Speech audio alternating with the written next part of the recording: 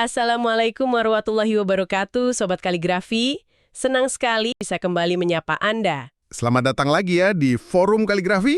Iya, tempat kita ngobrol-ngobrol santai, tapi tetap ada isinya, seputar huruf, peradaban, ya, dan kisah-kisah manusia di baliknya lah. Betul banget. Dan ini persembahan dari Forum Mubahasa, Lembaga Kaligrafi Al-Quran, LEMKA. Oke, biar makin semangat nih, saya ada pantun. Jalan-jalan ke kota Baghdad, pulangnya bawa kurma matang. Cakep. Terus? Sobat Kaligrafi pada semangat, yuk kita ngobrol bareng. Pas banget itu nyebut Baghdad. Kebetulan nih, cerita kita kali ini ada hubungannya sama sana. Oh ya, cerita apa nih? Kita mau bahas gimana caranya detail sekecil titik dalam kaligrafi itu, wah ternyata bisa jadi pembawa rezeki. Plus, ada kisah cerdiknya Abu Nawas yang legendaris itu. Wah, menarik banget. Seringkali kita nggak nyangka ya Sobat Kaligrafi, hal yang kayaknya sepele, titik doang gitu, ternyata dampaknya bisa luar biasa. Tepat. Dan sebelum kita ke Abu Nawas nih, ada baiknya kita ingat lagi deh nilai kaligrafi itu sendiri dalam Islam. Boleh-boleh, gimana tuh? Ada nasihat bagus dari Imam Ali radhiyallahu anhu. Beliau bilang, hendaknya engkau mempercantik kaligrafimu karena kaligrafi termasuk kunci-kunci rizki. Masya Allah, kunci rezeki ya. Jadi keindahan tulisan itu dihargai banget ya? Banget.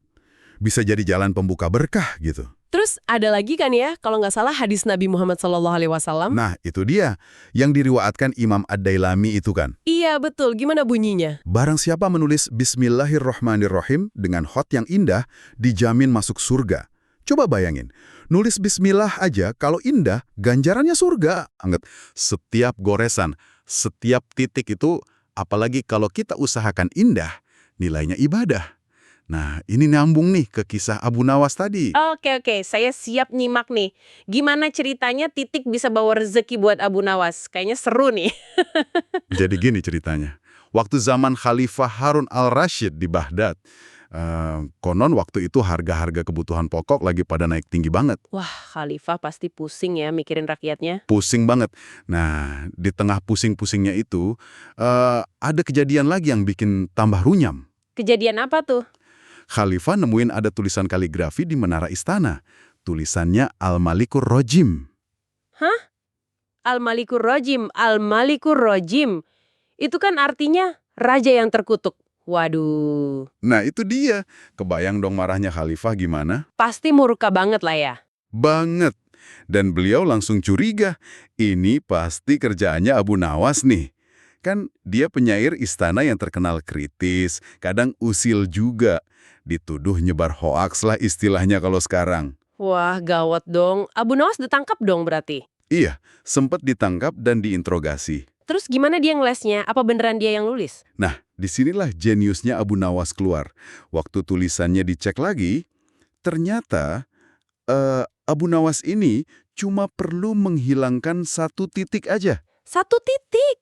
Di huruf apa? Di huruf jim. Jim. Titiknya dihilangin, jadi huruf kho. H. Oh, dari jim jadi H, terus pengaruhnya apa? Cuma satu titik loh. Pengaruhnya gede banget. Tulisannya jadi berubah dari Al-Malikur Rojim, Raja Terkutuk. Jadi, Al-Malikur Rahim.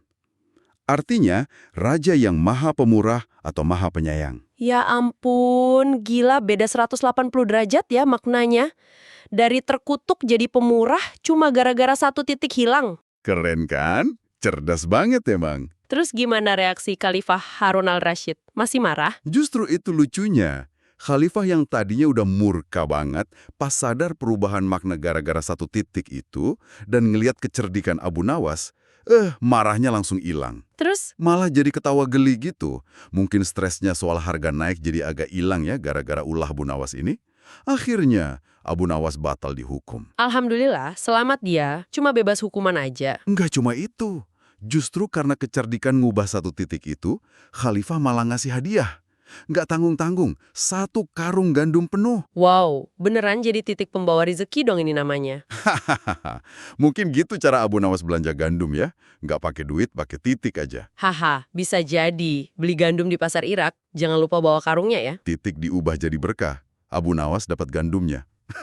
Nah, mantap pantun balasannya. Jadi gitu Sobat Kaligrafi. Dari cerita ringan ini, ada pelajaran penting soal, ya itu tadi, detil. Betul, sekecil titik aja bisa ngubah makna, ngubah nasib orang ya kan? Iya. Dan kisah ini juga nunjukin gimana kecerdasan, kalau digabung sama seni, kayak kaligrafi, itu bisa bawa berkah yang nggak disangka-sangka. Bisa jadi solusi. Bener banget, ini bisa jadi bahan renungan juga ya buat kita semua Sobat Kaligrafi. Gimana tuh? Yah, kalau satu titik aja kekuatannya bisa segitu besar dalam tulisan, gimana ya kalau kita lebih perhatian sama detail-detail kecil dalam hidup kita sehari-hari? Menarik. Dalam pekerjaan kita, omongan kita, atau pas lagi interaksi sama orang lain gitu ya? Iya, mungkin ada titik kecil yang kalau kita perhatiin atau kita ubah dikit aja bisa bawa perubahan besar yang positif gitu. Wah, pemikiran yang bagus banget tuh buat direnungkan. Oke deh, nah Sobat Kaligrafi, jangan kemana-mana dulu ya. Pokoknya tetap tungguin episode Forum Kaligrafi berikutnya. Iya, kami pasti bakal balik lagi kok dengan topik-topik lain yang nggak kalah unik, nggak kalah menarik seputar kaligrafi, peradaban, dan ya, manusia. Dari titik jadi kalimat indah. Kaligrafi simpan banyak hikmah. Pamit undur diri dulu ya. Wassalamualaikum warahmatullahi wabarakatuh. Sampai jumpa lagi Sobat Kaligrafi.